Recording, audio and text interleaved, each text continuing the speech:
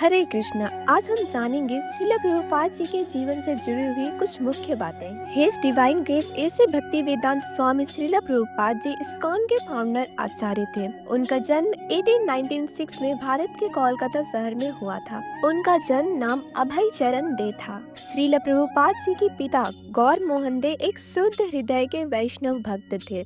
वे छोटे अभय को अक्सर श्री राधा गोविंद मंदिर लेके जाया करते थे। वहीं अभय घंटों तक भगवान के सामने खड़े होकर प्रार्थना करते रहते थे। बाद में श्रील प्रभुपाद जी ने बताया कि वे विग्रह बहुत ही सुंदर थे। उनकी आंखें तिरछी और बहुत ही आकर्षक थे।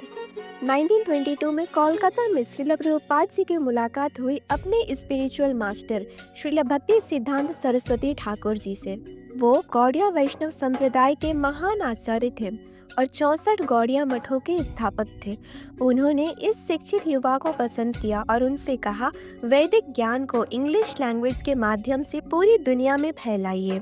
1933 में इलाहाबाद में श्रील प्रभुपाद जी फॉर्मली उनके दीक्षित शिष्य बने। अपने गुरु महाराज के आदेश पर श्रील प्रभुपाद जी ने भगवत गीता पर टीका लिखी और 1944 में बिना किसी मदद के इंग्लिश मैगजीन शुरू की। उनकी भक्ति और ज्ञान से प्रभावित होकर 1947 में गौड़िया वैष्णव सोसाइटी ने उन्हें भक्ति वेदांत का टाइटल दिया। 1950 में 54 की एज में श्रील प्रभुपाद जी ने गृहस्थ जीवन से रिटायरमेंट ली। बाद में उन्होंने वानप्रस्थ और 1959 में संन्यास ग्रहण किया। वो वृंदावन के राधा दामोदर मंदिर में बहुत सरल जीवन जीने लगे। यहीं उन्होंने अपने जीवन का महान कार्य शुरू किया।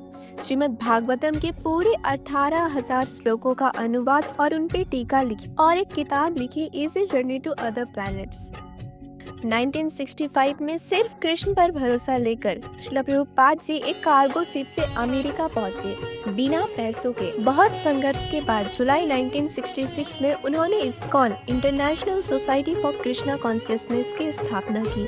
सिर्फ 10 सालों में इस्कॉन पूरी दुनिया में 100 से अधिक टेम्पल्स, आश्रम और गुरुकुल तक फैल। 1968 में उन्होंने न्यू वृंदावन को वेस्ट वर्जीनिया में स्थापित किया, जो कि एक वैदिक फार्म कम्युनिटी था। 1972 में उन्होंने यूएसए में गुरुकुल स्कूल शुरू की, जहां वैदिक सिस्टम के साथ एजुकेशन दी जाती थी। श्रील प्रभुपाद जी की सबसे बड़ी देन है उनकी लिखी पुस्तकें।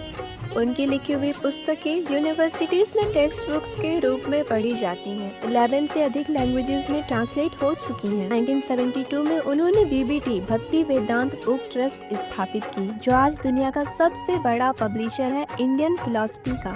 अपने जीवन के अंतिम 10 सालों में श्रील प्रभुपाद जी ने 6 महाद्वीपों को पार 12 बार दुनिया का चक्कर लगाया लेक्चर टूर्स के लिए।